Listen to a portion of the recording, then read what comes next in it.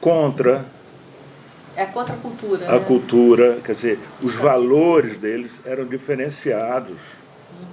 Tá? Eles queriam justamente essa ideia de liberdade, principalmente desses dois líderes franceses, né? Estudantis, movimento estudantil.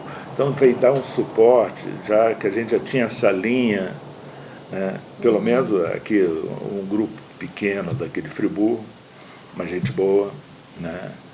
E vinha com essa ideia de liberdade, de mudar, de mudança mesmo.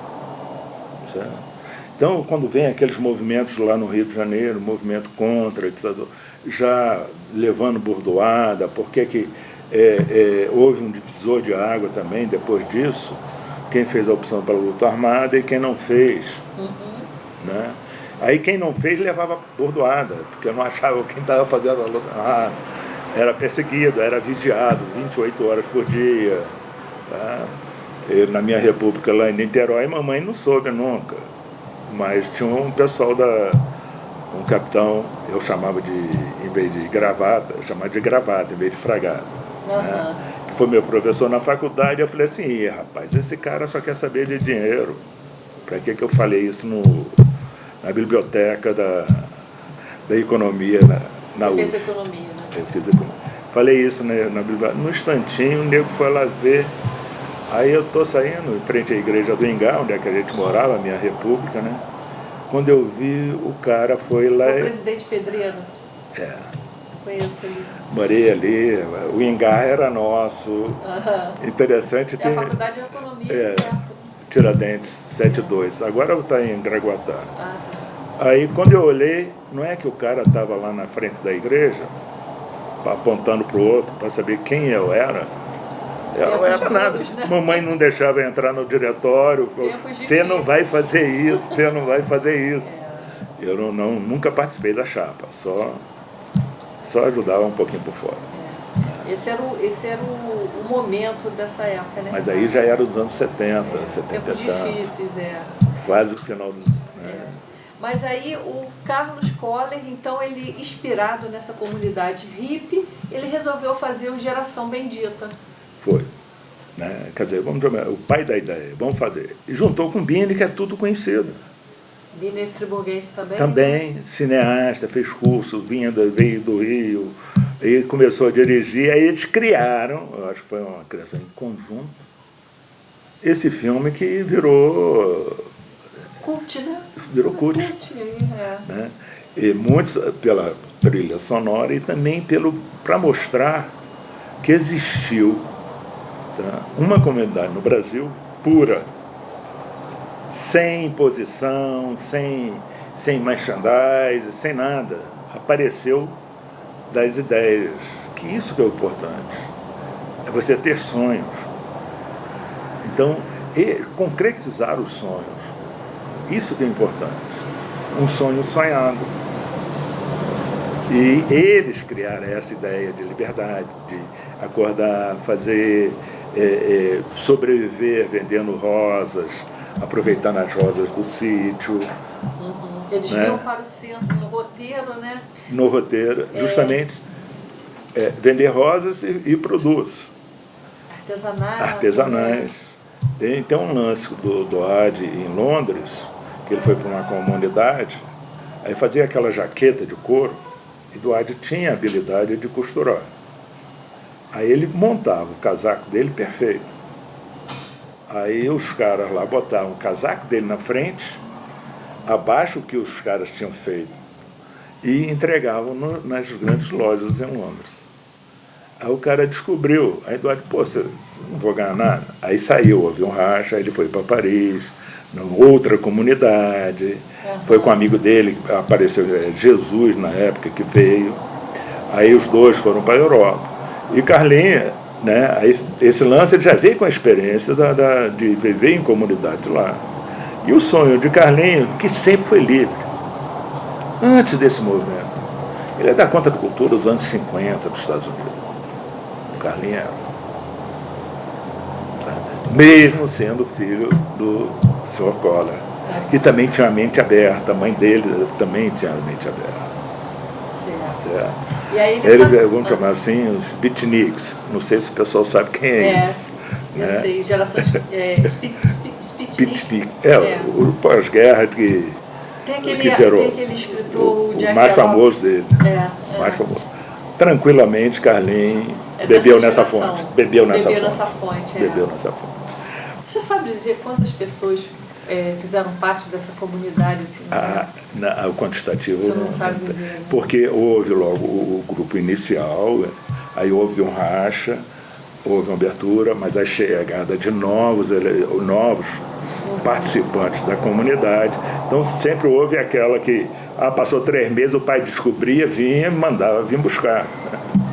Aí resgatar, eles falavam resgatar. Né? Mas o jovem ia para casa, passava 2, 3 semanas, 15 dias, arranjava um jeito de voltar.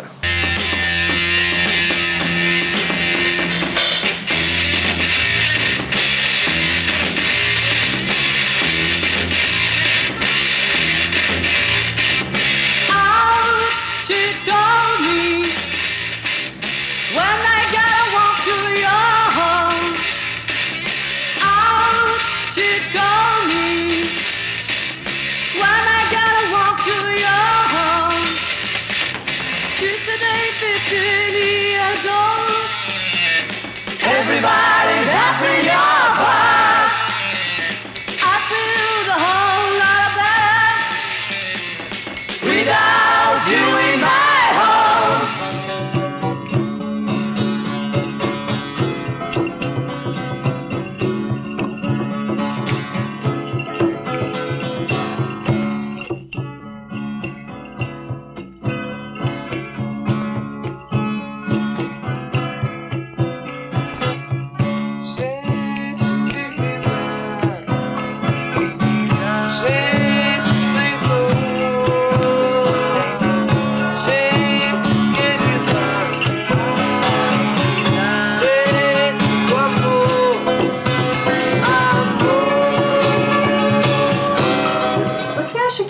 Depois levou essa fama de alternativo a partir desse momento, que essa comunidade, porque Lumiar, vamos botar assim, historicamente, sempre foi um lugar até conservador, né?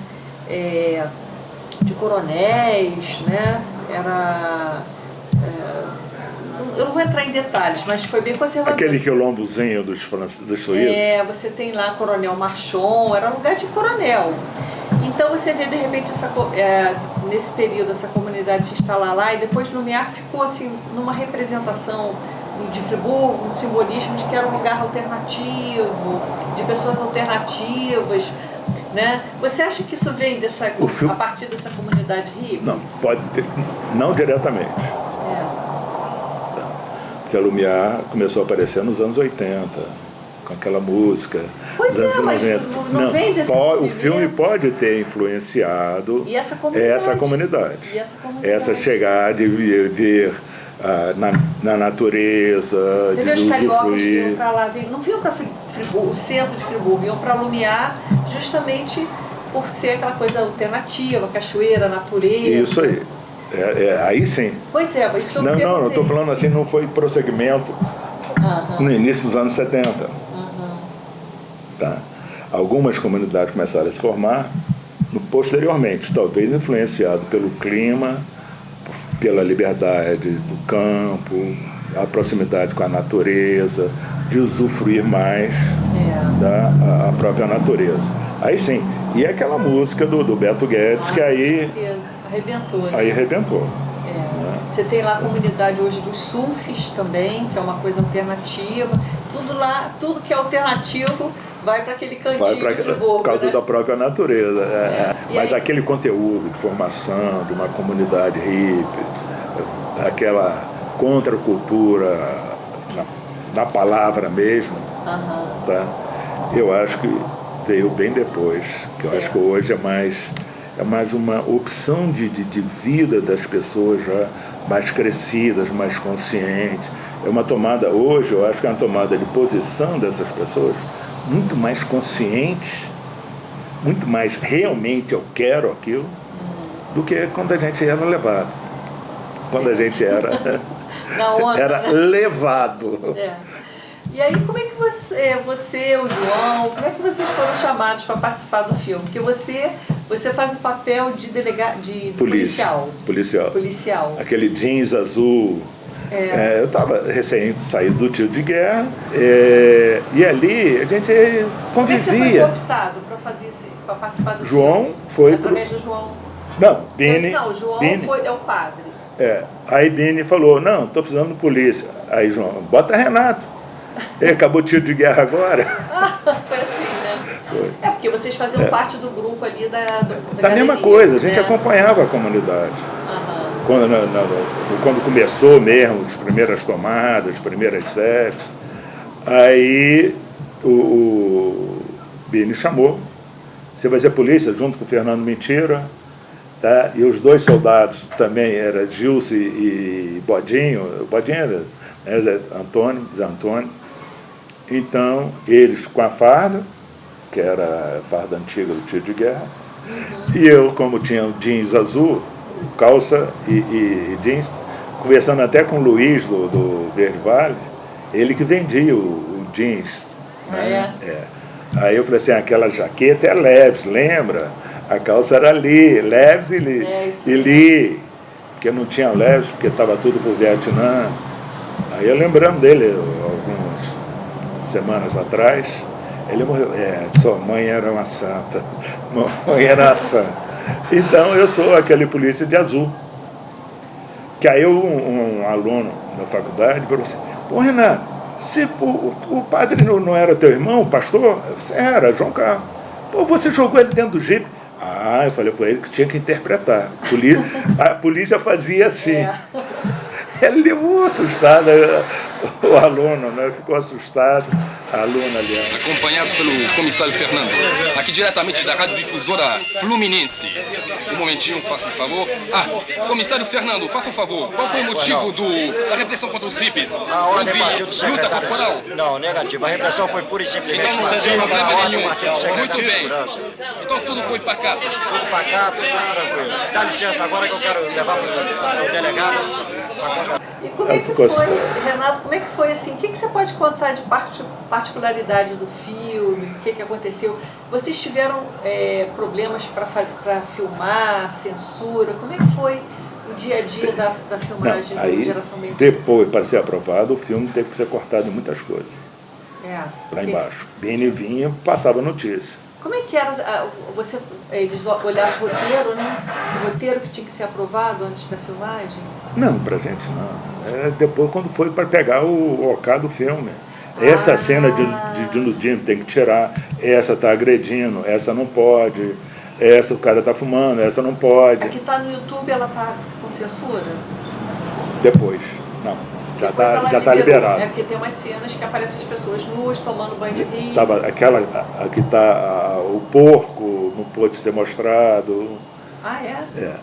Na época não, era violência. Tá. Isso, por que eu sei isso? Porque Bini chegava e conversava com a gente. Aí tinha que refazer o filme. Para ir lá no Rio, para passar na censura. Tudo passava na censura. Meu irmão teve um livro de poesia que estava censurado. O primeiro livro dele, Poeses, estava no Index do Segurança Nacional. E estão reativando, né? Um livro de poesia. Imagina, né? Imagina. Poesia estava censurada, imagina o resto.